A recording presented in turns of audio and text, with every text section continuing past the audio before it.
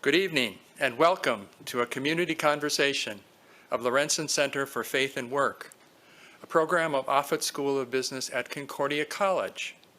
My name is Per Anderson, Interim Director of the Center. Established 9 years ago, the Center honors Norman Lorenzen, Concordia graduate, CEO of Burlington Northern Railway, Regent of the College, and generous philanthropist. The Center seeks to integrate faith and work in support of the vision of the Offutt School to serve society through ethical leaders who are confident, curious, and globally engaged. We continue this evening with conversation about consequential change and disruption in the world of work and the struggles employers and employees face today. In the interest of good work for all, toward flourishing for all, we seek this year to understand the meaning-making people do at work and in life beyond work. This investigation has led us to reflect upon culture, which we humans constantly create in myriad ways and which enables us to be fully human. Cultures change, sometimes gradually and imperceptibly, sometimes quickly and markedly. In either case, culture change means people understand, feel, and act differently with consequences for others. In our November program with Jill Berg and Joyce Norrells, and our January program with Jonathan Malesic, we examine patterns of thought and behavior today that may be a turning point for millions of Americans in putting up with chronic disengagement and dissatisfaction with paid work at every level. The Great Resignation, says one labor analyst, points to a great reappraisal of what workers expect and accept. Among these expectations, we have heard from analysts that Americans want more meaning and purpose at work, which means more agency, belonging, dignity, and respect. Meanwhile, these analysts are telling managers and executives they need to change up the workplace significantly, be more caring, or be out of work. In considering this rising demand for meaning at work, we have encountered a related cultural shift that we can call anti-workism. This movement holds that seeking meaning at work should actually be rejected and called out as part of a system of total work that sets workers up for misery. We heard about in January, and some of us read Malesic's new book, The End of Burnout, Why Work Drains Us and How to Build Better Lives, which describes a pervasive burnout culture that needs to go away. Consider the title of journalist Sarah Jaffe's new book, Work Won't Love You Back, How Devotion to Our Jobs Keeps Us Exploited, Exhausted, and Alone. Anti-workism challenges a cultural norm that we should do what we love, and that we can fulfill this aspiration if we are savvy and passionate. Managers and executives need to help, but calling upon them to step up love for employees will not fix a structurally brutal work ethic. People should instead pursue leisure, find meaning there, and work only to meet elemental needs. Anti-workism represents significant, even radical resistance to American workplace culture. Here we should note that anti-workism also challenges the convictions of Lutherans and other Christian traditions that valorize and commend work as service to the needs of the world and as participation in the creative love of God. In April, we will gather again to consider this challenge. We gather tonight to consider emerging workers, young people now entering the workforce, and how they are being formed by contemporary American culture as they mature and imagine their futures. What do we know about whether, where, and how young people are making meaning today? Are they seeking meaning at work like older Americans? Or are they looking beyond work for meaning? And if so, how are they doing it? Most people across the world find meaning through traditional faith communities that address ultimate concerns and guide commitments like worship, family, and work. Increasingly, Americans pursue meaning independently of institutions. They make meaning for themselves by considering various beliefs and practices in our pluralistic society. How are young people negotiating diverse ways of making meaning? And are they flourishing as a result?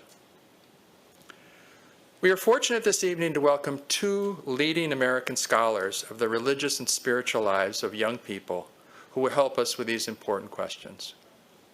Melinda Lundquist Denton is professor of sociology at the University of Texas at San Antonio. Her research examines the intersection of religion and family life in the United States with a focus on adolescents and emerging adults. Melinda's publications include 3 books drawing upon findings from the decade-long 4-part National Study of Youth and Religion. We'll call it NSYR, and we'll be hearing quite a bit about that tonight. These books include Back Pocket God, Religion and Spirituality in the Lives of Emerging Adults with Richard Flory, A Faith of Their Own, Stability and Change and the Religiosity of America's Adolescents with Lisa Pierce, and Soul Searching, The Religious and Spiritual Lives of American Teenagers with Christian Smith. Melinda earned her PhD in sociology at the University of North Carolina at Chapel Hill. Josh Packard is executive director of Springtide Research Institute, which maintains the largest U.S. database on young people ages 13 to 25, following their spirituality and their relationships with religious groups and faith leaders.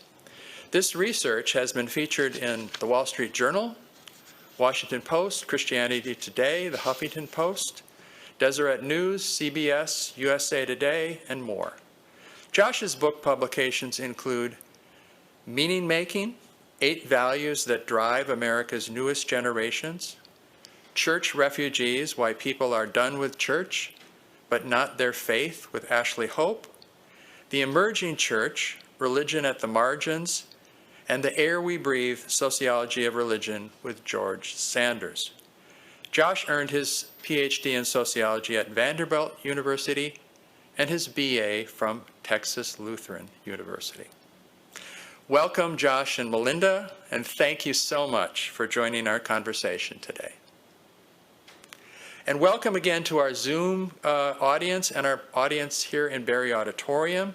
If you are on Zoom, please share your questions in the chat. If you are in Barry, I invite you to approach the microphone in about 60 minutes. Our scheduled conclusion is 8:30 p.m. So, Josh and Melinda, before we really get into this faith, work, and flourishing topic and what it means for young people, I'm wondering if you could really sketch the methodology you take as sociologists, starting with you, Melinda, and this study of the National Study of Youth and Religion, and then Josh can speak about the research, the ongoing research that's going on at Springtide. You know, religion is a private topic, so how do you get inside the minds and the hearts of Americans to talk about this? And it's also a vastly diverse topic, and so how do you work at a national scale and come forward with some of the insights that you're going to share? Glad Melinda's going to go first. I'm going to take notes. Great. Thank you for the introduction, and I'm happy to be here and excited for this conversation. So I'm part, as was mentioned, part of the National Study of Youth and Religion. This is a project that started in 2001 under the direction of Christian Smith, then at University of North Carolina. Now he's at the University of Notre Dame. So this was turned into a longitudinal project. We wanted to study the religious lives of teenagers. At the time, we did a nationally representative sample using random digit dial technology That was back when everyone had landlines and you could do that sort of thing. Nobody knows what that is anymore. So we called households in the United States that had teenagers between the ages of 13 and 17. And we spoke with one teenager in the household and one parent in the household. So we ended up with a telephone survey of 3,370 teenagers and one of each of their parents. And we spoke with them. The teenagers did a telephone survey over the phone that was on average, about 50 minutes long. We spoke to their parents for about 30 minutes and just asked a wide variety of questions.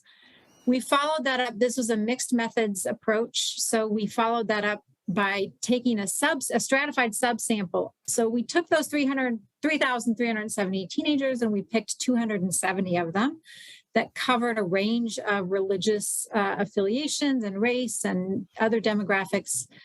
We had a team of researchers that flew all around the country and met face-to-face and conducted interviews that were on average about 2 hours long with each teenager.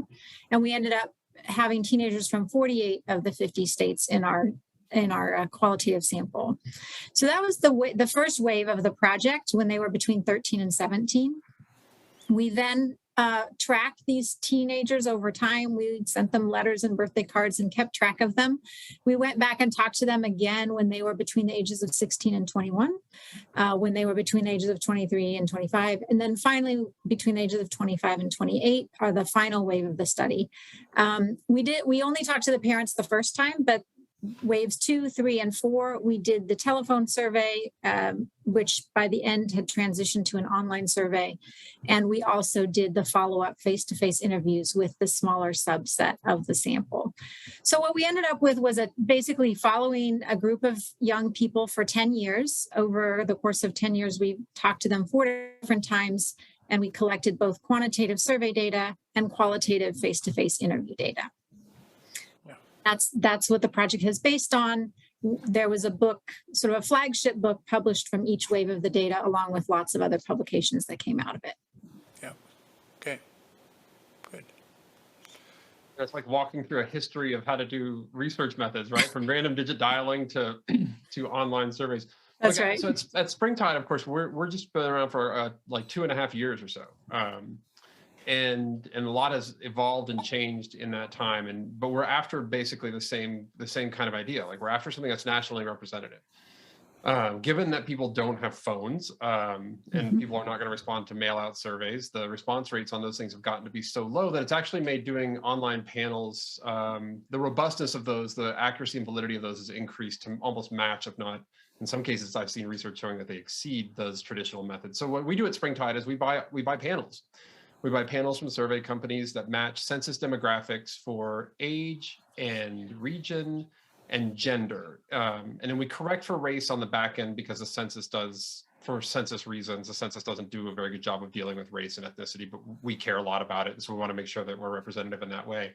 And then we compare to other national studies being done by Pew and Gallup and the General Social Survey and others, just to make sure we're not like wildly off. And so every year we collect about 10,000 surveys with young people, which gives us a pretty substantial data set to be able to make a lot of cross-tabulation comparisons. We do a lot of advanced analysis behind the scenes, but ultimately what we do at Springtide is a little bit different than the academic project that I think would rightfully characterize NSYR, even though all commendations for getting out of the academy. I mean, the stuff reaches far and wide, but we're really asking a different set of questions about application. I come out of an applied sociology background, and that informs everything that we do at Springtide. So even when we're crafting survey questions, and we've done now 300 plus in-depth interviews with young people over the last couple of years, we're really after those sort of like, things that can lend themselves to actionable frameworks. So not just documenting the epidemic of loneliness among this generation, but what is its impact on their faith lives and spiritual lives? Does attendance matter? What is the process then that can create connection and belonging? Not just saying that, young people don't have the, connections with trusted adults, but what does make for a robust and flourishing relationship with a trusted adult who can act as a guide? And so these are the kinds of things that you'll find in our publications. And every fall, sort of flagship thing that we do is put out the state of religion and young people. And that's based on the data that we've been collecting that particular year. And while our data are not longitudinal in the sense of following the same young people throughout time every single year, we do have a core set of questions that we're asking with every wave of the survey that goes out. And we'll produce, we'll be doing this, funding willing, and, all the other stars aligning, we'll be doing this for years and years and years to come. So that's just a little insight into our methodology. But that's, I'll say the last caveat here is that we've been largely confined to interviews and surveys because of COVID. That has never been our intention to just stop there. So as COVID restrictions ease up, we are excited about delving into other ways of understanding young people through research methods that are accessible, to them and allow them to tell their own stories more fully. Okay, thank you. It's really good to have a sense of the scale and the sophistication of the work you're doing. So as we turn to your findings, I wonder if we could just pause for a bit and talk about culture, talk about our moment, and see if there's connections to be made with the people you're trying to understand. We're living in some pretty hard times, and late adolescence, early adulthood is a time when a lot of a kind of a persisting worldview takes hold, and these are times of pandemic, of climate change, of racial reckoning. We've got a hideous war starting, one of the worst humanitarian crises happening. We've been talking in this programming about economic precarity. Would you like to frame some of the findings you have in terms of sort of a cultural moment and what is really getting to young people in terms of their outlook for the future? Either of you have any sort of beginning thoughts about our moment? Yeah, I'm happy. I can get us started. So this year's State of Religion and Young People, we talked about how young people navigate uncertainty, and that was because we felt the same thing. I mean, obviously this is before the current crisis in Ukraine, but long before that, young people were trying to figure out, what COVID alone meant, let alone the political atmosphere, the social atmosphere, et cetera. And I do think this is a moment that will these past couple of years will mark this generation as different than every generation that's preceded it. I mean, there's no going around that, and it's not largely because much has changed during the last couple of years. It's just accelerated. I mean, many of the things that I thought would happen in like 2030, maybe 2040 after I retire and wouldn't have to deal with them, like those, it's now like 2022 looks like that. I mean, when the pandemic just sort of accelerated all those things. And so young people just tell us consistently and in so many ways, they just don't have the relationships, the skills, the tools to make sense of what's going on in the world. Okay. Just to build on that, I think a big picture frame is, every generation has their moments or their difficulties or their difficult trials. So even as my co-author and I talked about this, we can look back at each generation and see the defining moment for that generation. I think this is a unique time. One of the things that struck me as I was preparing for tonight is just the extent to which this group and the youth we talked to was, our data is a little bit older, so those people were going through this transition some years ago, but just the extent to which the financial uncertainty is a huge piece of what they're dealing with. Many of them coming into young adulthood with larger amounts of debt than we've seen before, student debt, those sorts of things, and just the different structures of being able to establish adulthood. And that was something we looked at, is what does it mean to become an adult? And the markers of adulthood are just getting pushed further back. And so I think that's an interesting contextual understanding, is that this transition to adulthood is taking longer. And so we have this extended period of time that piece is new, and is what, that's why Josh and I have jobs, because of this extended period of transition into adulthood that is a new challenge for people. Okay. Really Great. good point, Melinda. In fact, at Springtide, when we wanted to go down to 13 because that's where so many rites of passage begin in religious settings. But then when we were trying to figure out, like, what is the bound on our upper age range going to be of our focus, I went back to the well, what is the age at which, most statistically, like, young people are on their own? And, it's like, I was like, it's going to be 22 or something, because not everybody goes to college, and it's 25. And, when I say that to some audiences, there's a lot of adults chuckling in the audience who are like, 25, I'm still paying my kids' cell phone bills at 27. And like, they're sometimes still living in the house and on it. You're absolutely right. I mean, this is such a remark, and I think in such a short period of time, right, where that age has increased dramatically over just a few decades. Okay, in the context then of these weighty existential challenges, let's turn to traditional ways in which people find support for difficulty and talk about institutions, because that's been a big part of the findings that you've got here. And I want to ask you about, affiliation and participation, really, of young people in traditional religious communities. I think we all pretty much know what that means.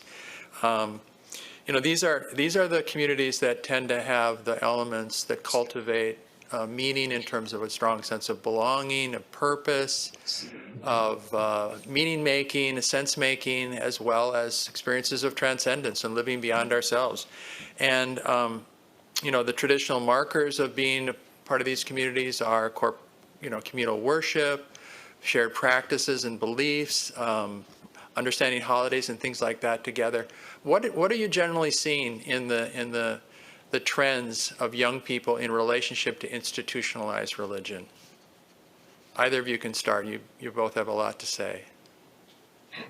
Melinda, your data are older. Why don't we start with what you discovered and then see if there's continuity? Then you can pick up where we left off. The general trend, again, we covered over 10 years, and the general trend is decline. It's just hard to get around that when we're talking about institutional affiliation, the extent to which young people are affiliated with religious institutions has declined.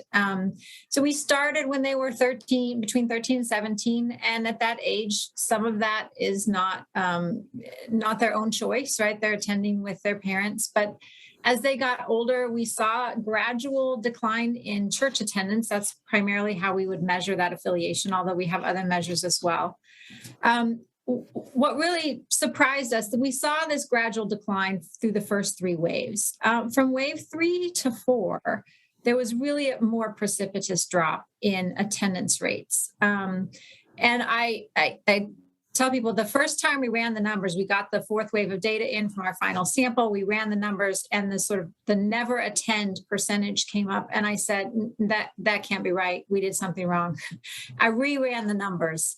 But because by wave 4, we were at 51% of our sample who never attend any kind of religious service. And even I, who'd been watching the data for 10 years, was surprised by that pretty significant drop. Going from, young adulthood, that transition into young adulthood. So at this point, we see that there are some who are still connected with religious institutions, but that connection is becoming more tenuous for the majority of young people. Yeah. That can't be true, Melinda. I hear from a lot of pastors who are banking on them getting married and having kids and going back to church. We have a whole chapter about that. Yeah, I feel so bad when I have to tell them that's not probably going to happen. We see the same thing. I mean, look, the institutional questions are the same. Springtide's data says that it's about 39% of young people who claim no religious affiliation when we ask them to check the box. Are you Christian, Catholic, Christian, Protestant, Muslim, Jewish, Buddhist, etc.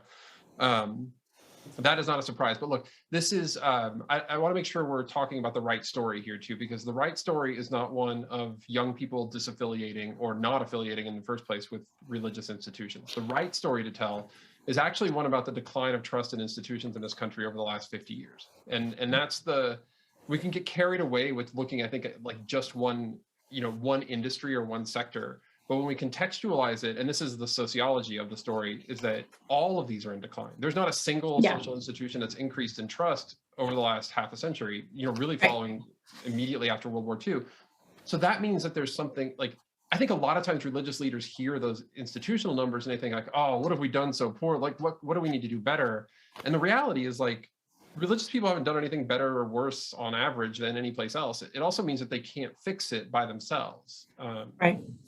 And so, Yeah, I think institutional affiliation has just declined across the board. right. Yeah. And so the sort of upshot of all that for us is that, we spend a lot of time digging underneath those numbers to find out if, what, if anything is under those, what do they indicate anymore and what could be done about it? Go ahead, Melinda. It was something Josh said made me realize I need to make a distinction between religious attendance, which is the practice of affiliation, and religious identity. Yeah. Our identity numbers did not decline as precipitously. So attendance was really the big drop off, that people aren't going to church regularly. Now, they'll still tell you that they're Catholic or Methodist or whatever. Some of them will. So there's still for some, there's still a marginal affiliation. But so that's a distinct question from the practice of actually engaging in those religious communities. Thank you. We'll get to that question about the actual strength of religious conviction, but maybe we should make sure that we're all understanding how you folks tend to use mistrust, how you think about that in terms of a pervasive social difficulty, because it's very real. You're right. It's very pervasive. People have different notions of it. So how would you want to define it for our audience? Mistrust. What does it mean when we mistrust a church, or we mistrust politics, or we mistrust one another?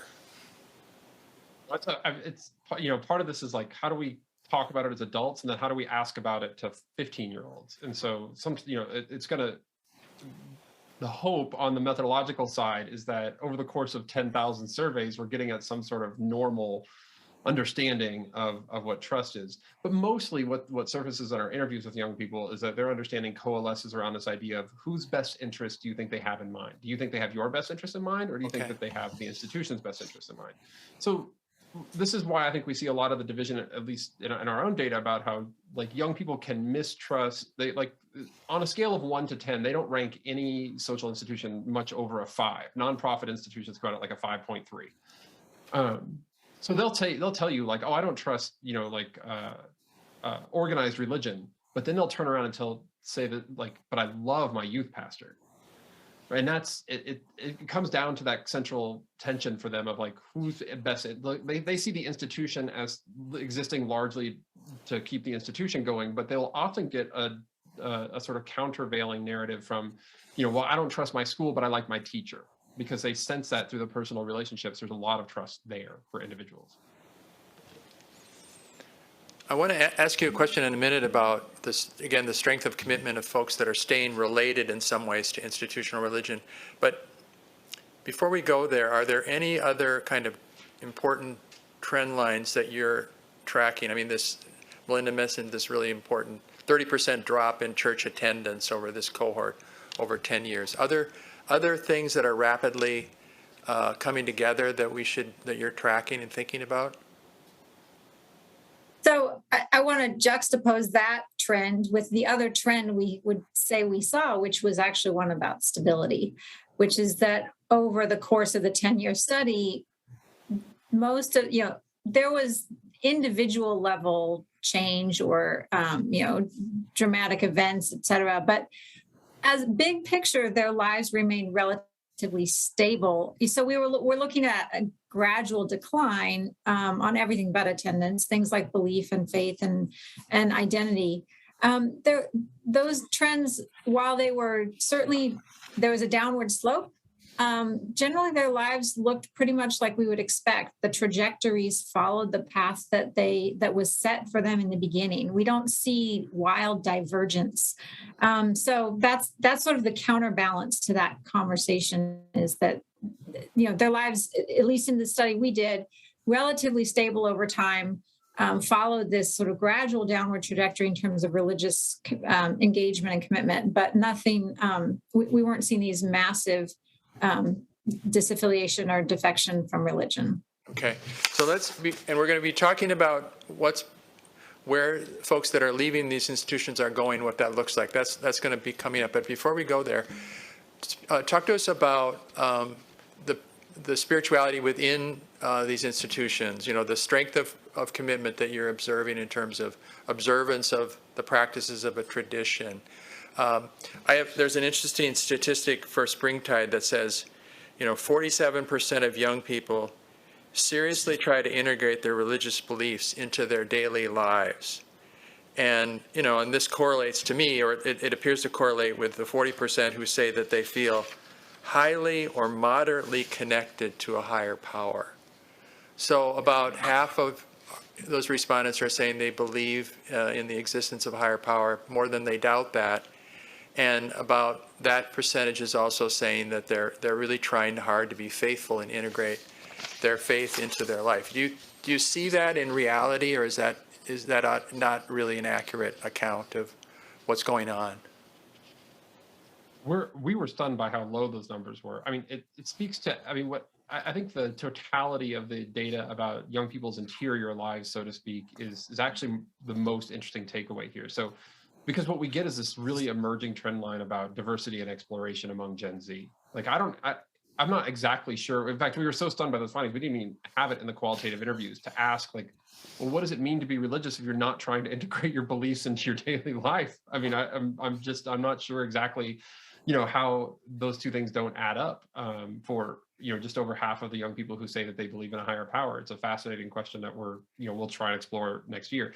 But any one of these numbers underneath of them is this like sort of, I wouldn't necessarily counter Melinda's claim that it's not very stable. I think it is stable, but the stability for this generation is about exploration. I mean, that is the norm. As they get more disconnected from these institutions, it's sort of a free-for-all. And that's frankly the thing that is, at Springtide, our position is that for a young person to flourish, their religious lives need to be well attended to. We don't make any claims about what they need to believe or anything like that. But so often they're just sort of out there now by themselves because all the adults who could guide them are kind of locked up in these institutions that young people aren't interested in engaging with. And so it's this, like, it really is this wide spectrum of beliefs and practices. Well, we talk about beliefs, practices, identities, and communities, and they're all over the place. So I think we have this is where we might diverge in terms of what we saw in our data. Belief in God, of the religious measures, and we had a lot of them, that was one of the most stable, right? We don't see a lot of people losing their faith if we define faith as belief in a higher power. Now we saw some change in who that God is, right? What God I believe in. But the idea of believing in God or believing in a higher power was one of the most stable findings. But I actually, Josh, I'm not surprised at all by that 47% based on what we saw over the 10 years of our study, which is that we would have these surveys where we asked every religious practice you can think of, right? Do you meditate? Do you light candles? Do you pray? Do you do all these different things? And we got, reasonable percentages of people doing these practices. What we found, though, it was in the interviews that we sort of got a fuller picture of what that meant to them.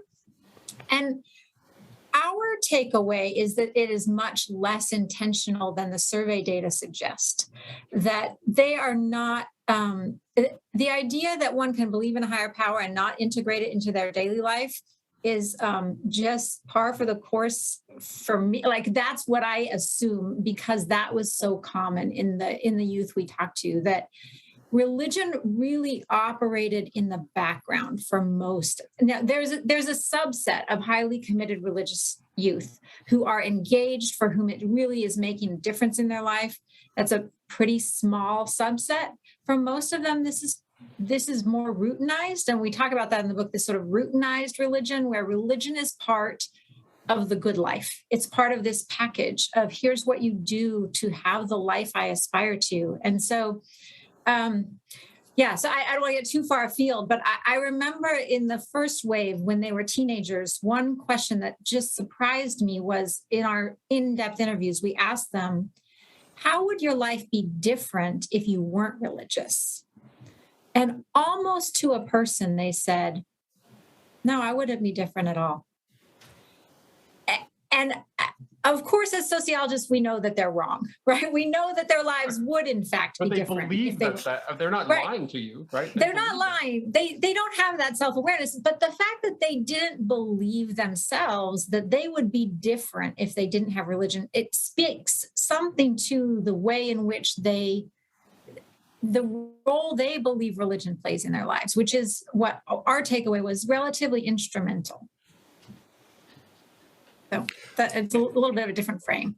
So I think we're about ready to go into talking about the new patterns that you're speaking about. But there's one point I'd like to ask about, because I've seen Springtide data on this, and you might have thoughts as well, Melinda. But for that small subset of young people that are religiously serious, what are they telling us about sort of their general sense of well-being? Because the Springtide data suggests that by every indicator of flourishing, religiously serious young people are doing much better, markedly better than people that would say they're not. And that might be interesting. Again, it doesn't represent perhaps a large population, but it's still an interesting matter when we are struggling with this question about how do they cope, how are we coping with the challenges of life? Yeah, I think our data would find something similar, and that's why I said they tell us they wouldn't be different, but we know that they're wrong, because we can look at the data and see those who are religiously engaged, in fact, are doing better.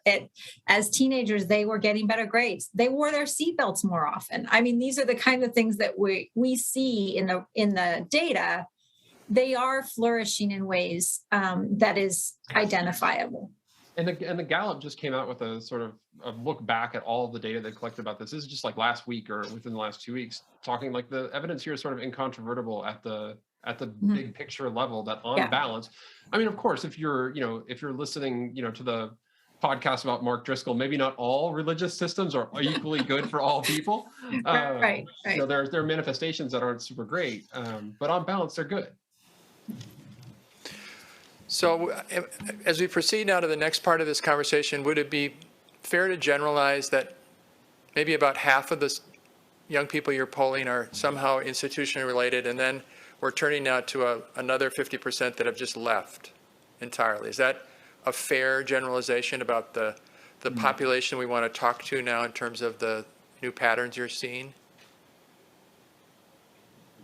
That's an interesting question. I mean, I think one of the things really important to keep in mind about young people is that I know we want to pin them down. Because that's often how we can and do pin down adults a lot of times. People rarely switch political parties. They rarely switch religions. But young people, the music you're listening to at 15 is probably not the music that you're listening to at 35. I'm not married at 43 to the same woman I was dating when I was in high school, and on, like their lives are change and exploration. So I suppose that we can talk, as long as we understand the caveat that like the people who are affiliated today may not be the ones who are affiliated tomorrow. But at any given time, the overall trends tend to, at least the overall picture can look the same, even if there's a lot of movement within and among those categories. I think from our perspective, the question is where's the bar for affiliation? So we sort of think about, we have a pretty clear 35% of our sample that is completely disconnected. That is, they don't affiliate. There's no practice. They don't identify in any way. But that's about 35%. And that, I think, Josh, you would say about 30% of the sort of never.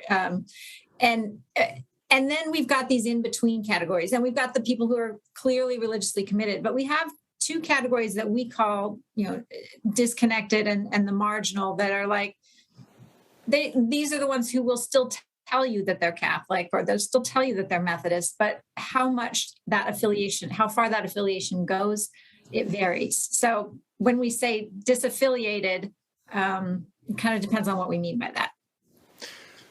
Okay, I want to turn now to this growing faith behavior that NSYR calls DIY religion and Springtide calls faith unbundled, and it seems to me a remarkably important pattern where young people are individually curating and customizing their faith. And I want you to say more about that. You both saw this, and this is, I think, one of the important takeaways for us to understand. First of all, I'll ask the question, do you feel like the pattern that you've described is essentially very similar? Am I understanding you correctly? Yeah, I mean, I think we're largely on the same page. I think that one the one point that maybe there's a little bit of a departure, and this could just be because of the lower age range. I mean, it's possible that our generation of young people that we're paying attention to will emerge into the DIY that NSYR found. That's a whole lot of acronyms, right? That's a lot of letters. The thing about faith unbundled, and the reason why we chose it so carefully, knowing that there are clear things that exist out there that we would have latched onto if we felt like they were accurate for the data that we were collecting, is the way that Gen Z is really approaching this faith project in a communal way. So even for young people who aren't necessarily affiliating, and even for those who are not necessarily interested in, that sort of 30 to 35% that have just no interest whatsoever, they remain intensely interested in people's lived experiences. And so rather than a do-it-yourself, it might be like a do-it-ourselves. On the faith unbundled, connection and community plays a very strong role. It's not that they don't want to know your experience of being Hindu so that they can figure out if they're Hindu, right? They want to know what your experience is like being Hindu so that they can know you better, and sort of through that they can experience a little bit of what it might be like to be Hindu. It's happening in parallel, but not necessarily in this like linear deterministic way of, okay, maybe there's a piece of being Hindu that I want, like I want Diwali but nothing else or something. It's not that sort of. I thought a lot about this as we were writing it. It really doesn't seem to take us back to that Robert Bella's Sheilaism.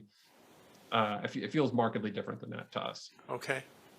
But Melinda, please feel free to. No, I actually agree. I think we have the phrase "do it yourself" in the chapter. I think it actually is in the larger context of the chapter was a bit wasn't the focus, but it's of course what journalists latch onto is those handy phrases, right?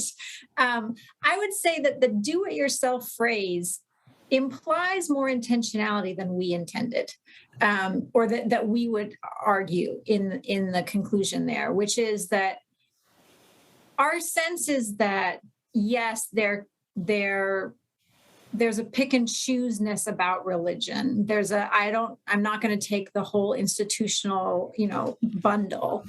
So they're unbundling it in that way. My sense is they're not necessarily repackaging in an intentional, definitive way. And so actually, I like this idea of faith being unbundled. I don't know that it's really, I think there's less intentionality than we might even want to think, which is that, I agree. They're sort of thinking about these experiences. I don't know that they're necessarily really intentionally. I do agree that the Sheilaism cafeteria style, make your own buffet type thing is not really what's happening. That's our sense anyway. It's a little more passive than that. Talk about it, Melinda. The metaphor I use, taking off from that when I talk about faith unbundled a lot, is it's like going to a dinner party where it's like a potluck. Like they want, sometimes you go to a potluck and you end up with the weirdest plate imaginable. Now you've chosen all those things to put on your plate. Sometimes for social conventions, you don't want to be rude, but you're also interested in like how all these dishes came to be and who made them and why they decided to bring them to this. It's not the same as like I agree, as like, oh, I'll have the green Jello with that in it from this place because I really want it, and I'll get right.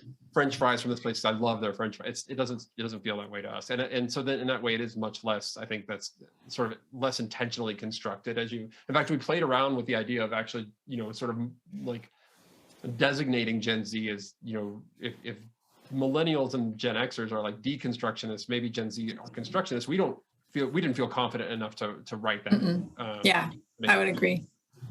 Though it's possible. I mean, they construct a lot of other things, but the jury is still out for us on faith.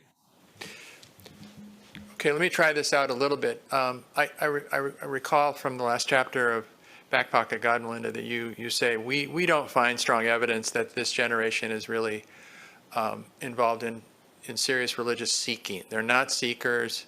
So does that pick up on the intentionality idea that you agree on, that there's not this wide-eyed search for an alternative way of being in the world, an alternative reality that replaces the faith of their parents or their of their community?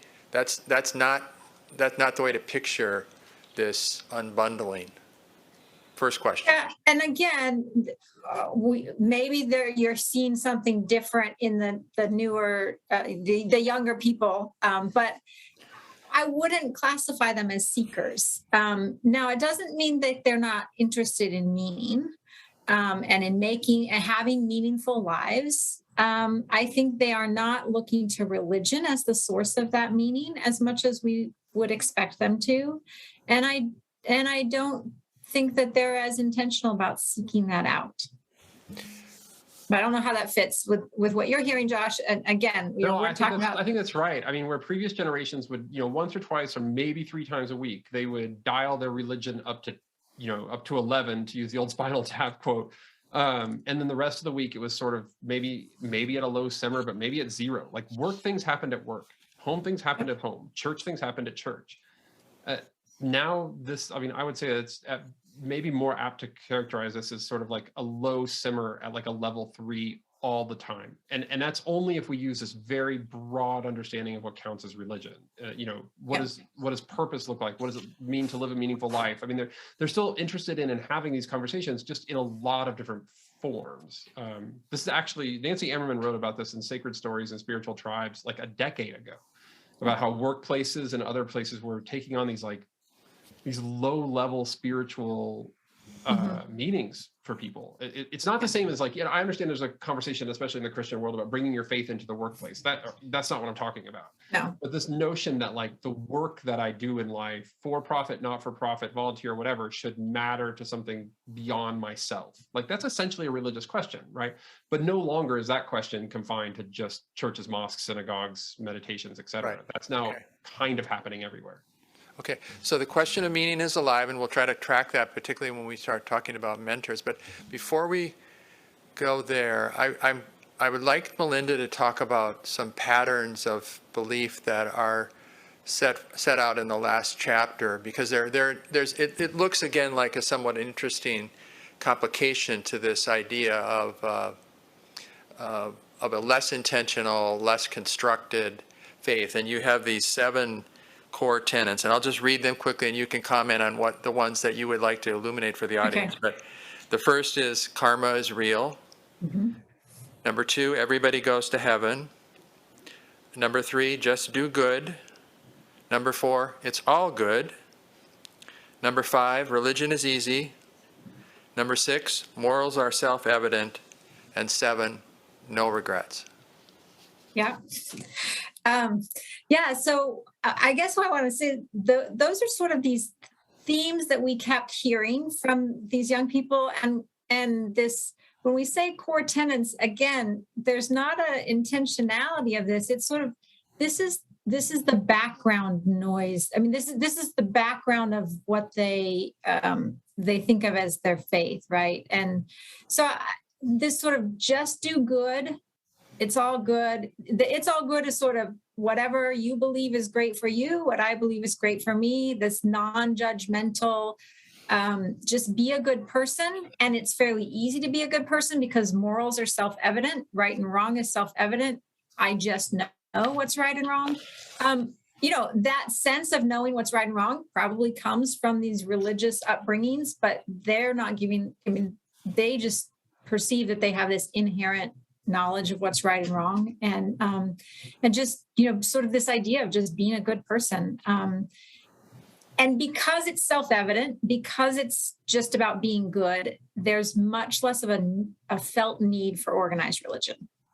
If morals are self-evident, if religion is easy, then it means that I can do this without really thinking about it. I can do this without an organization telling me how to do it, and so they're pretty confident in that aspect of faith.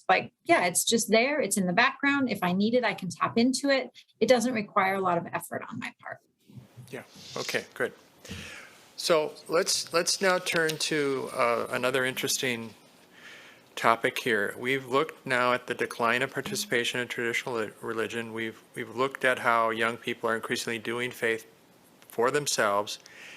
And now we're going to look at the form of meaning making that appears to be going on that is social or communal, right? And this is the theme of mentoring that Springtide has made a lot out of it. And again, it applies across institutions. This is the fascinating thing. It's not just about religious leaders, but it's also about businesses and teachers and other things like that, right? If you have pervasive mistrust, how do people relate to that? So, Josh, I'm going to ask you to open this up in terms of what this mentoring pattern looks like as the new form of spiritual quest, I'd say. And then what are the implications for us who live in institutions? Yeah, well, so clearly, if you're not, maybe this isn't so clear, but I'll just say that in the absence of trust for an institution, people do not typically tend to just like, well, I guess I don't care about, having a good work life, or I guess I don't care about having, my existential questions answered or addressed or anything like that. We tend to innovate and find new ways to meet those same needs. If institutions are not the place, then we'll find something else. And so the search right now is really for finding trusted adults and guides and mentors, the relationships where we find trust levels for institutions, as I mentioned, at like a 5 out of 10. We find trust levels for relationships that are done well by adults into the 90th percentile. And that is like, when I talked to my dad, who grew up Catholic, still is Catholic, and I was like, who did you trust? And he said, I would trusted my priest. And I was like, oh, I've never heard you talk about like really influential priest. What was his name? And he's like, oh no, not like, not like a priest in particular. It's just like whoever the priest was assigned to his parish, no matter where they tended to move or who got rotated in or out. And you hear my question, even just the assumption of how much that's changed. And when I explained that to my students, they thought it was like incomprehensible that somebody would just automatically trust a religious leader because they had that. So it really is like that is the place where we see young people turning. When we ask them, like, who do you turn to navigate uncertain situations? The number one thing that comes up is their friends, which is, by the way, like a terrible idea. Like they have the same basic knowledge as each other. And then, as you might imagine, it's like family, but like the things that come before religious leaders, and it's like everything else. In fact, the number of young people who turn to their religious community is the same number of young people who told us nobody, at 16%. And this is, arguably nobody's more well equipped to do this than religious leaders, but they're not seen as that kind of source. I think, just to close up on this point here, Melinda was saying that if we're not going to take this package from an institution because we think we can do religion and morality by ourselves, well, I would actually take it one step further with Gen Z, is that they're saying that it's actually harder to do good things in the world with religion, because look at lots of religious people were pro-slavery, for example. Like the history of the gender segregation and all kinds of other social issues is well known to young people, not always accurately, but in broad strokes. They don't necessarily see the religion as religious institutions as places that can be infallible guides or even reliable guides.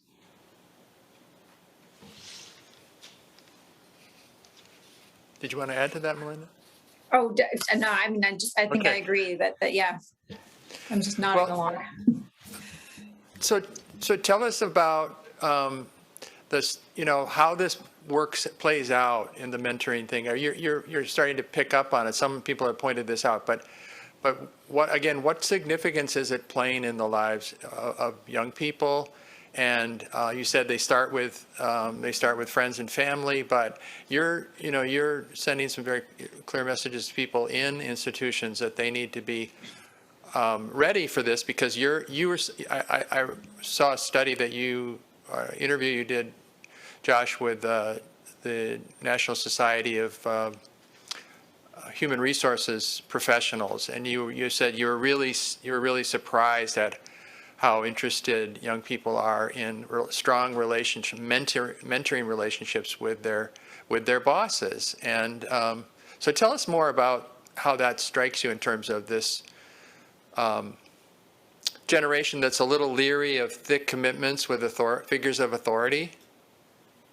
Well, I mean, I don't think that they're any different than most teenagers who have come before them about not necessarily liking authority. I think it's terrifying for bosses too, to think like, now my job is not only to like run my business or my nonprofit, right, and keep it afloat, but now I have to be your buddy.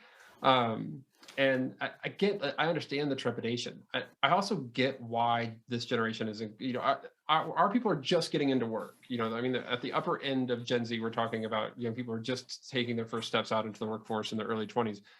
And they're doing this, though, largely, if you grow up in this environment where you are not trusting of these institutions, and lots of these institutions just have not figured out how to pivot, particularly religious ones, how to pivot their experts and their guides, their adults who really genuinely care and work very hard to connect with young people. They haven't pivoted to get them out of those institutions. And so I think what we've got as a generation is growing up basically disconnected from adults who care about them. And the study, Cigna's big study about loneliness in 2018 confirms that this, for the first time, it's the youngest generation that's the loneliest. Our own research and belonging confirms the same thing. It's epidemic levels, never been measured this high before. And we don't think about it. We think about Gen Z as connected all the time, but the reality is they're not. And when they come into the workforce, then it's natural for them to be either in college as they're getting prepared, or when they're coming into actual jobs. They tell us all the time, like, I'm looking for a mentor. I'm looking for a guide. I need somebody to show me what I should and shouldn't be doing. And I think our institutions are not those institutions in particular are not always well equipped to do that, because especially workplaces think that by the time a young person gets to them, that work is done. And it's either been done in the formation of their first 20 plus years or so, or it's occurring somewhere else. Like, that's the job of X or Y or Z. That stuff should be happening over there. That's not what we do. We have an onboarding program that teaches you how to, do expense reports when you travel, but we don't have an onboarding system that connects you to the mission of the company and your purpose and identity in life. Like, that's beyond the purview, but that's what young people are asking for. Does that ring true to you as well, Melinda? I think our data didn't really look at that question as directly, but we do find, just in terms of where they're looking for meaning, friends and family top the list for sure. And they talk, when we talk about work, they talk about how important it is to have meaningful work, to have work that means something to them. Certainly when they were much younger, we found the role of a non-parental adult to be really important in their formation. That wasn't necessarily in the workplace, but just in terms of having an adult they could turn to that wasn't their parents, was related to positive outcomes for teenagers. So I think that tracks that then, with what we would see as they get older. But yeah, I do think that as a group, they want meaningful lives, and they don't identify religion as the place necessarily to find that meaning. Thank you. I would like to turn to some questions now and invite people to come to the mic. Particularly, I would love to hear from some of our students tonight on what they're hearing and thinking about with these thoughts. While we're waiting for that, maybe I'll ask a follow-up question with you, Josh, about, you do a lot of consulting with institutions where you bring out this message about mentoring. I wonder if you have some observations about how institutions are responding to that. And I'd certainly like to hear from some of our institutional leaders in the room as well tonight about that. But this seems to me has tremendous implications. Speaking of workforce implications, has huge implications for how we do formative work for education, spiritual formation, how we build workforces. So this is yet another great challenge, it seems to me, to institutions. What you mentioned, people are looking back at you like you're telling me I need to do this. I'm thinking of a person we had in our program in November named Jill Berg, who goes out. She's a consultant and helps people build their workforce, and she talks to managers and says, you've got to start working with your folks to help them find meaning in their life. And they look back and I'm like, I just don't have the bandwidth. We just can't possibly do that. Right, and I think I understand why they think they don't have the bandwidth, but do you have the bandwidth to turn over all of your newest employees, by a third every year? Because especially in this market, like, that's what it's going to be. And I think that's the solution here is not necessarily all that difficult. I mean, on the one hand, we used to have this conversation about millennials all the time, when they would say, like, millennials, would say that they want experiences and meaningful work over money. And I was like, well, we don't actually know that, because none of you have actually tried paying them just a whole lot of money to see if that solves the problem, because wages were stagnant for so long, including most of the early part of millennials' careers in the workforce. So I don't want to discount the fact that instrumental rewards still matter, and matter a lot. They free up people's time to do other things. but we can do a much better job. Every company has a mission and a vision. We can do a much better job of clearly communicating all the way down to entry-level employees exactly how what they're doing connects to that mission and vision. What they really want, look, they just want to be able to go, I'll use the metaphor of a cocktail party. None of them are going to cocktail parties, but they want to be able to hang out with their friends at a cocktail party and be proud of the work that they did Monday through Friday or whatever the hours are. And if you're not the kind of company that, say, embraces diversity, which is a top level value for young people, or if you're not concerned about the environment or any of these things that are bigger than yourself and your profit making, then they're not really going to feel like they can show up to that place with integrity and say, look at this really cool company I get to work for. And that's really, to put it in a nutshell, that's what they want to do. And we just don't communicate down the line enough about the roles that especially entry-level workers play in supporting those kinds of big picture values. Okay. Question? Yeah, please. Yeah, thank you. For either one of you, I'm just curious, and a little bit my background is I work for the Regional Economic Development Organization, and one of our challenges obviously is trying to support not just our company, but our citizens in I think really finding meaning and purpose in their lives.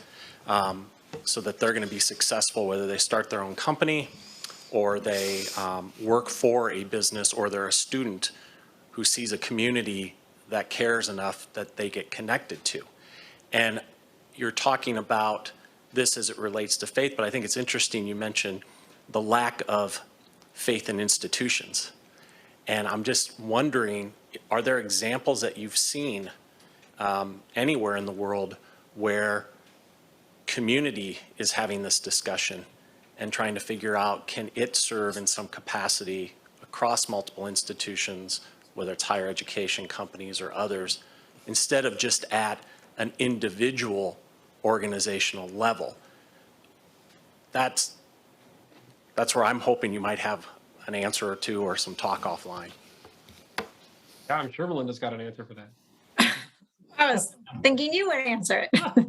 No, it's a fascinating question. I mean, because so much of this, I was thinking like I'm the sociologist, because you hear about this like question, so often being addressed at the individual level, and we're like, well, we'll raise it up to the org level, and you come along with this really great question, like, well, what about the community level? And I'm like, crap, now I got to do a whole other research project. Yeah. I mean, it's fascinating. It's not a thing that has crossed I'll be honest, it's not a thing that's crossed my mind. Yeah, we don't really have data for that. But it's a good question. Thank you, Joe. Another question coming?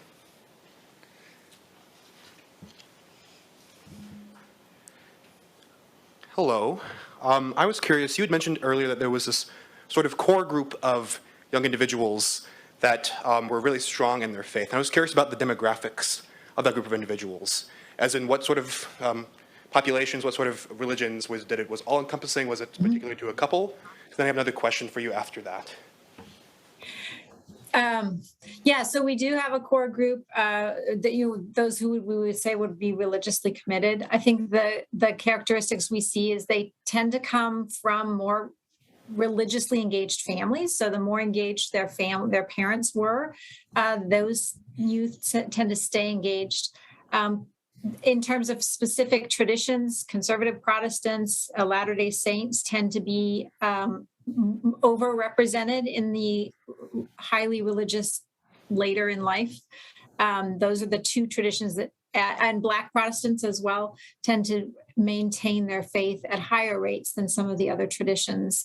So those are some of the key characteristics of so having a family that's being raised in a religiously engaged family and being from one of those more engaged traditions of Black Protestants, evangelical Protestants, or Latter-day Saints tend to be more likely to stay in those highly religious groups. Just to underscore that, I'll say the demographics here really do matter. I know we've been talking about this at a national level. We spend each summer at Springtide digging into the demographic breakdowns of our data with a BIPOC fellow on a project that they're undertaking. And it's an emerging story for us. And you can go actually online at our State of Religion Young People website, where you can actually play around with the data yourself. So if there are any of these breakdowns for our key questions that you want to look at, you can filter them by age and gender and race and all kinds of things, because there are really important stories of difference to tell within those different breakdowns. Thank you. What's curious to me is that you had made the claim that this core group of people, young individuals, appear to be happier, more fulfilled in their life, but in the context of the life in which they live. Because I mean, they grew up with religious families, and the religion is a big part of them. But I think about myself, and it's anecdotal evidence, sure. But if I were to grow up, like you said, as a Latter-day Saint, that was surrounded in my community and my family, sure, I may be more happy in that context of my life. But as a gay male, I mean, and sure, I may have been happy being in that religion and say I was happy. But I think about maybe I would have been told to repress part of myself in order to have that sort of happiness. So I'm curious because you talked about mistrust of institutionalized religion. And a lot of that comes from pain. And so I'm curious as to how that religions have to change in order to, because that's where a lot of the mistrust I see comes from my own standing, from my friends.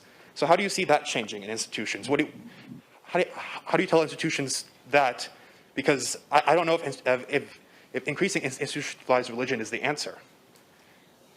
So I would have two responses to what you said, and then hopefully Josh will have something more insightful to say. But I think that first of all, I would say that that I'm not sure I would say they're happier or more fulfilled. I think what we see in our data is that they are doing well on specific survey measures like in economic success, marriage rates, holding down a job.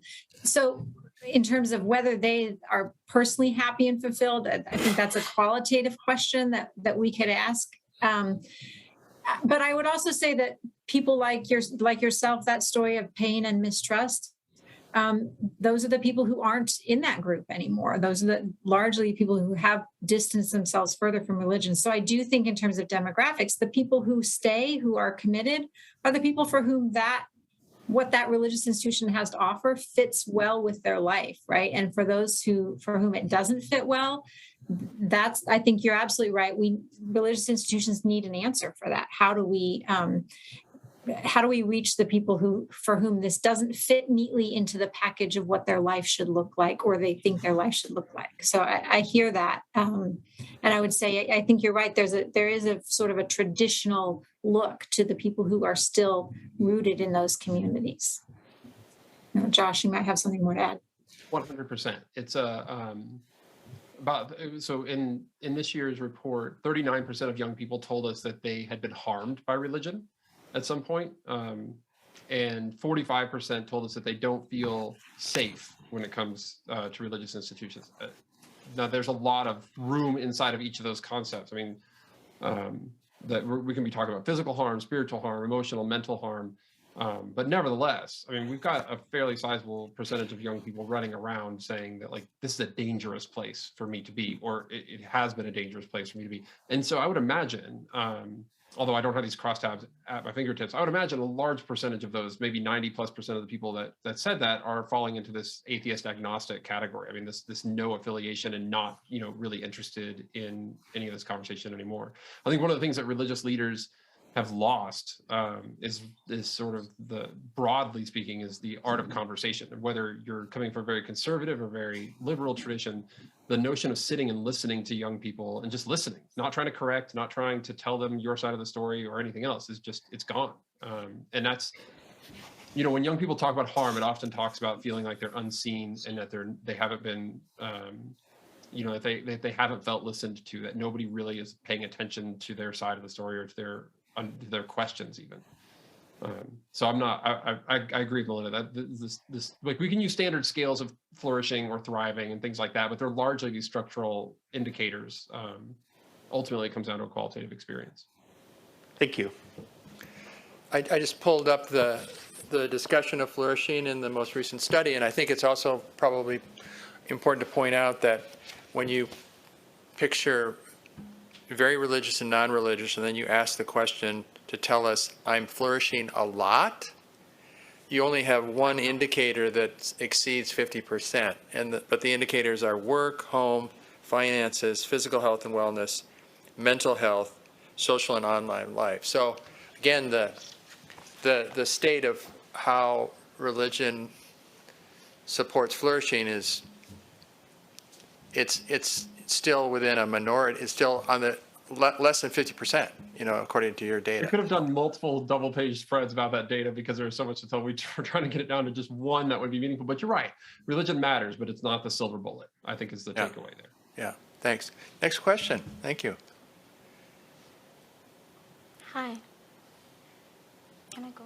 Yeah, Okay. please. So, oh, well, I had a comment on a few things that you said. Me personally, it was kind of nice to hear. Thank you.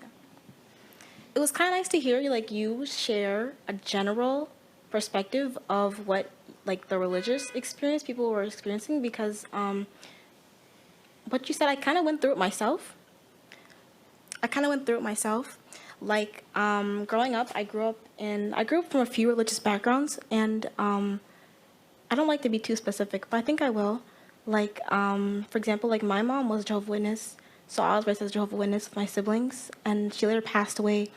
And because of that, a lot of my siblings don't believe in their religion anymore. So that kind of relates to the whole pain situation. But I wanted to say that.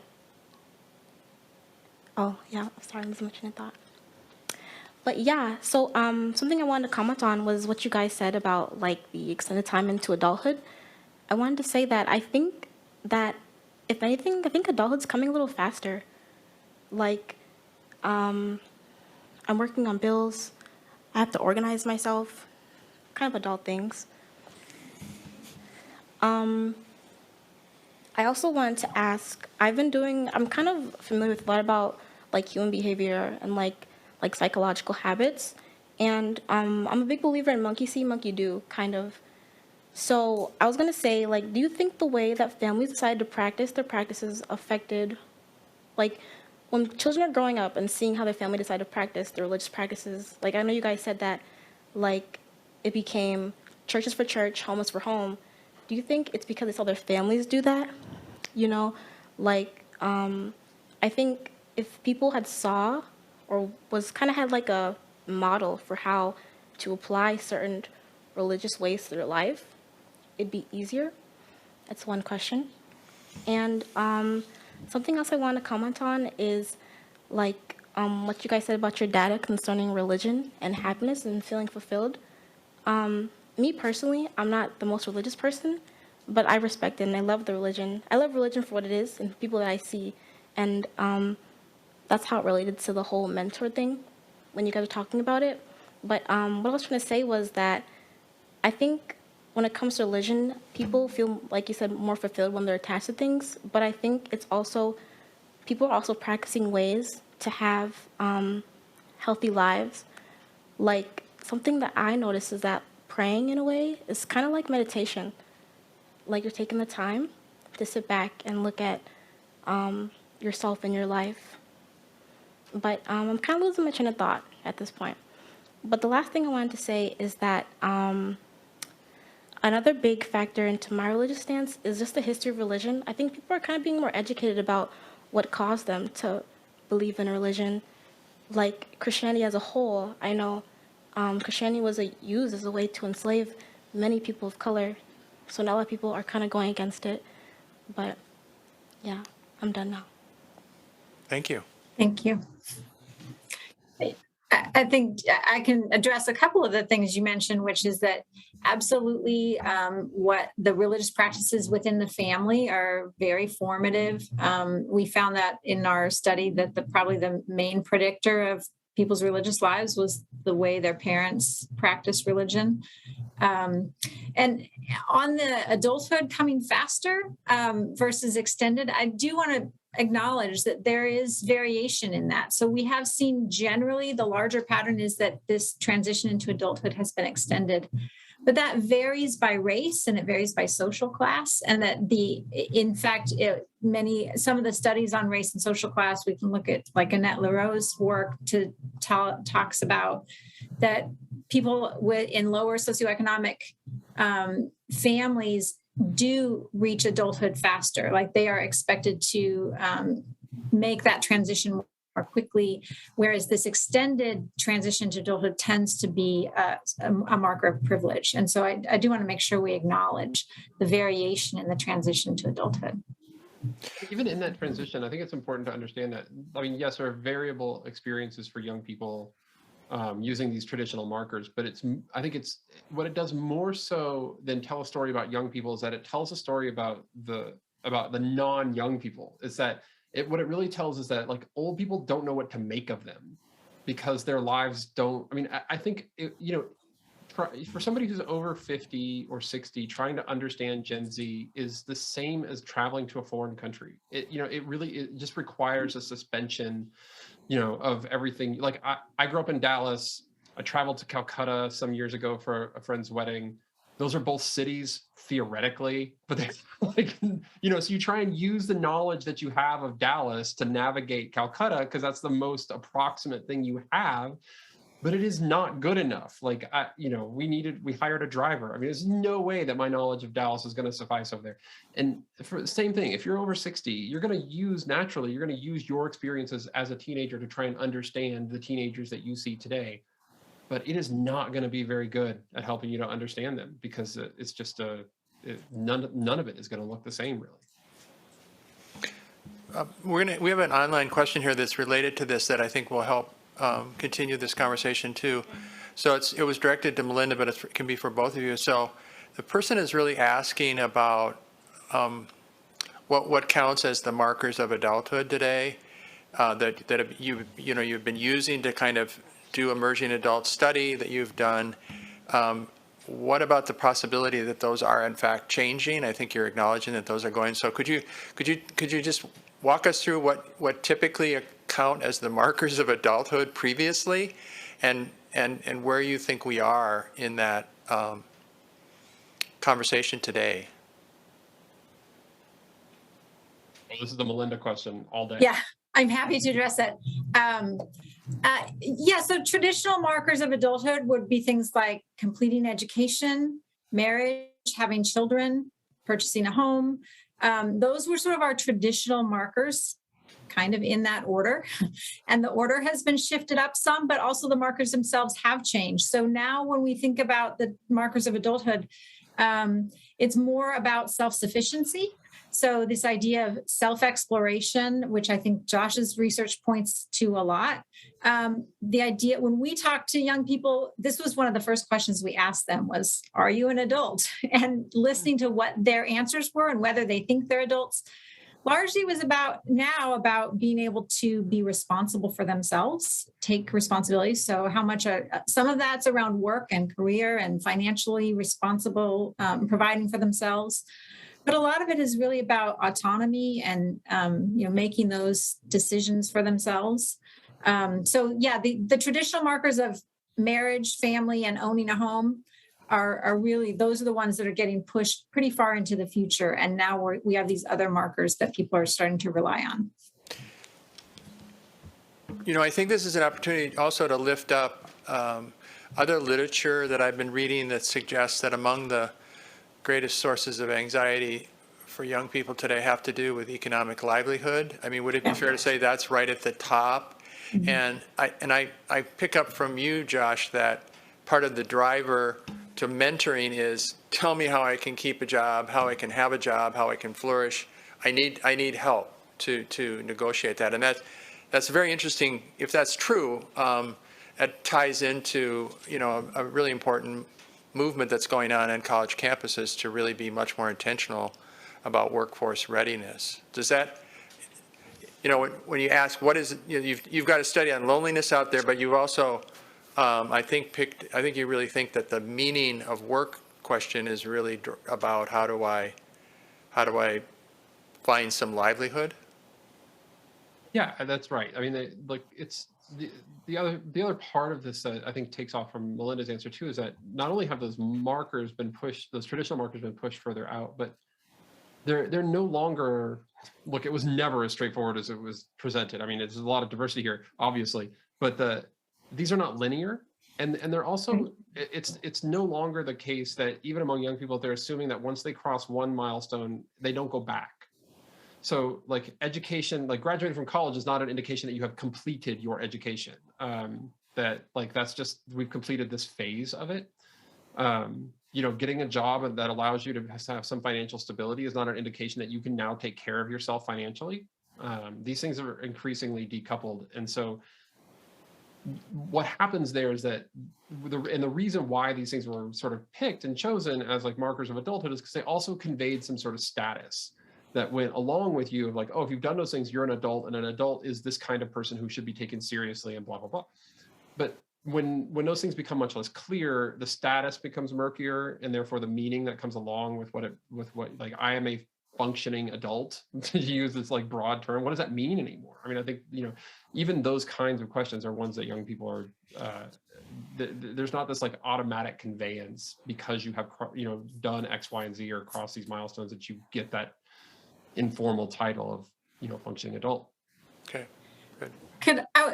Sorry. Go ahead. I just want to add, one of the things we heard from young people too was that they want work, meaningful work, but right now they have to pay the bills, right? Yeah. And so figuring out how to get from the job that's helping me pay the bills to the job that will give my life meaning, they really weren't able to connect that dot. They knew that's where they wanted to be, but they didn't know how to get out of the, I've just got to work to pay the bills to get to a meaningful place. And so that was another thing. That's why I think the financial constraints really come into play.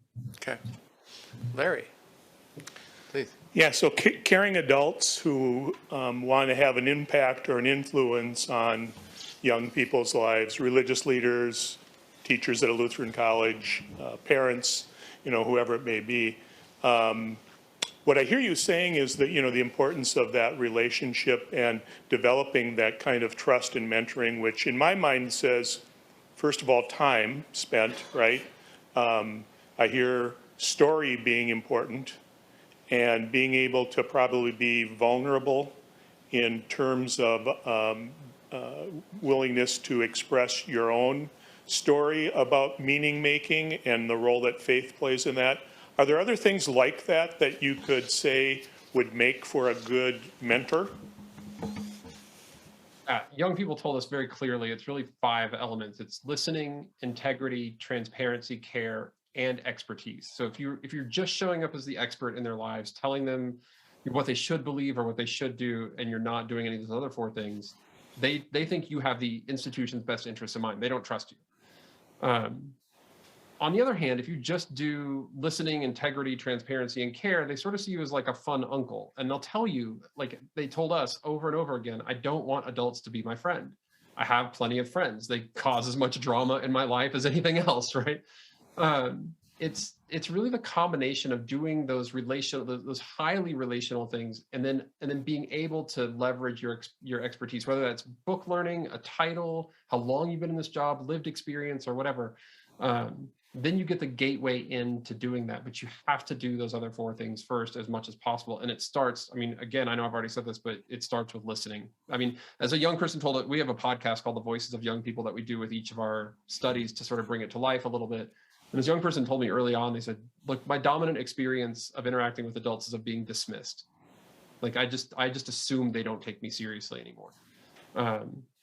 And I was a professor for 15 years almost. And do you know what our advising sessions were like? Was to give them their PIN numbers. They could type in this code, and it was scheduling, right? And then I just got so tired of that. I used to hold their PIN numbers ransom. I was like, you can't get your PIN number until you tell me what you want to be when you grow up. But I noticed it would take I would have to ask them 2 and 3 and 4 times before they actually told me something in sociology beyond this very surface level, which I'm sure Melinda hears a lot too, which is I just want to help people, right? Okay, well, what does that mean? And we want to dig into why you want to help people and all of that. But it took a while. And it took me writing it down and asking them the follow-up question the next time I saw them. They were stunned. Like, you cared to write that down? I was like, well, I think it's my job. And yes, I do care about you. But it's not always built in structurally. And that's really what we need to do, is find a way to do relationships in a structural way, that it's not just relying on the overworked professor, administrator, faculty member to find the time to go the extra mile to do relationships. We have an online question about gender, whether or not young women and young men look for different things from their mentors. You got any data on that? We have a little bit. Gender matters. More than gender, identity matters. So having somebody who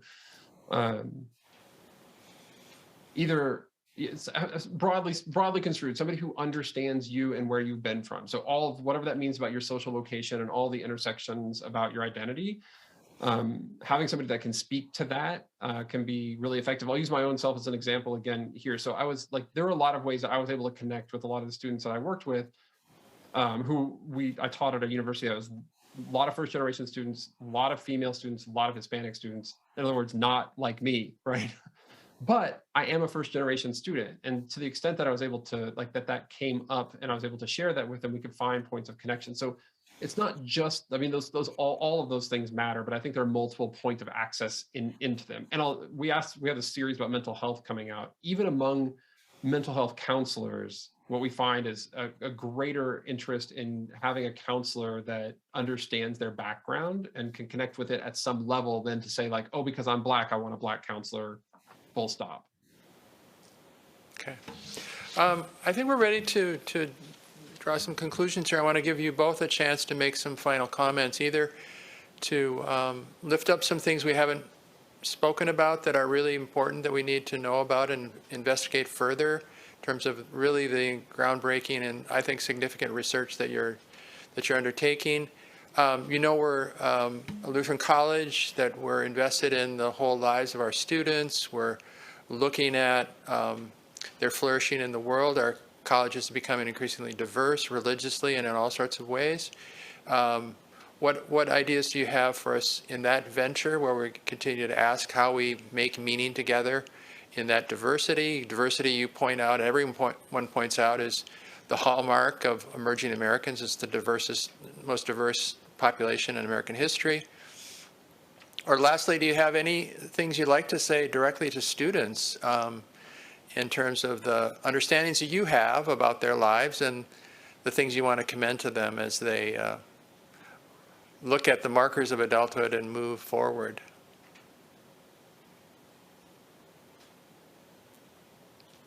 Melinda. You go first? I'll go first. All right. First of all, Go ahead. I'll say thanks for having us. I'm a Yeah. Texas Lutheran University alum, so it's nice to be back on a Lutheran campus. Concordia, as I know, has outstanding students. One of my best graduate students ever is sitting in your audience tonight as a Concordia alum. So shout out to Sean for that. He was even involved in some early Springtide work, and through all of that work with students, and it is largely the passion that informs what we do over at Springtide. I can't underscore enough. I think two things. One, for adults, is the absolute power of being committed to being innovative about relationships in the same way that we've largely been innovative about programs over the last, say, 20, 30, 40 years. I think we're just on the cusp of a sort of an innovation revolution about relationships. And we still have yet to build the tools, but we need to. And secondly, I'll say that I think the more we engage with these conversations, and maybe this cuts across both of our data sets here, is that the interest in what are essentially religious conversations, what should I do with my life, what happens when I die, et cetera, that has not like fallen off of a cliff. I know everybody looks at these, affiliation numbers and attendance numbers, and they think like, well, young people don't care about God. And we just don't find that. We find that they're doing all kinds of other things except those two things. And I think that, to me, that really broadens the playing field in terms of, how can we leverage that to get employees who are really bought in and committed at work? How can we leverage that to have thriving communities where people see that they're connected to one another? Well, because I think we really can. It expands the notion of purpose and meaning in life outside of one institution. But again, we've got to be really innovative about how we connect those dots. Thank you. I would reiterate that, just appreciate the opportunity to come and have this conversation. It was great to have that back and forth. And I think we're saying a lot of the same things. I would say to the people who are interested in investing in this next generation, something Josh said, which we found too, is just listening and really being willing to engage students where they are. I think from a perspective of, speaking to the young people, of what I saw missing, or, as people are seeking meaning, they're seeking to make something of their lives, is there really was a lack of intentionality that was striking, that those who were doing well at finding that meaning were those who were seeking it out, who were intentional about finding the mentors or asking the questions or looking for the answers. And there are people who want to engage, and so just continuing to seek out those answers and to be intentional. I saw a lot of young people who just were very optimistic that their lives would turn out well, but weren't really taking active steps to make that happen. And I think that's something that, as the adults who walk alongside them, we can help them think about the ways in which getting from point A to point B requires some intentional decision making. And that's something that, whether that's about your faith or about your work or about your family life, that maybe we can come together and help people be more intentional about the paths that they choose for their lives. On behalf of the entire Concordia community, thank you, Melinda, Lundquist, Denton, and Josh Packard, for an illuminating and most thought-provoking conversation. I was hoping that you'd give us a lot to think about, and you've succeeded. You've helped us to understand complex and changing patterns of faith, work, and flourishing for young people today. And thank you for your insights into action that leaders in our faith communities, our businesses and schools can take to support young people to cultivate lives worthy of their humanity. I know we will continue talking about your ideas here at Concordia, and all the best with your research and your advocacy. I'm grateful tonight to colleagues Carol Hedberg, Anna Benson, Kim Kappas, Todd Walwers, Wade Iverson, Michael Vick, Rebecca Amundsen, Susan Larson, Don Rude, Chris Mason, Steph Offeld, Larry Pappenfuss, Kim Adams, Dave Adams, John Leeseth, Elna Solvang, and Ann Mako for assistance with our program. Thank you to our audience for joining tonight and for your good questions. If you're new to this conversation and want to know more, videos of previous programs can be found on our website. Please join this conversation again on April 12, when we talk with theologians Vonda Dijfelt and Darby Kathleen Ray on the topic, Vocation at Work Today, what is the Christian calling? Good night from Lorenzen Center for Faith and Work at Concordia. Keep well, and wishing you good work, graced with respect, engagement, and meaning for the sake of a world in need. Good night.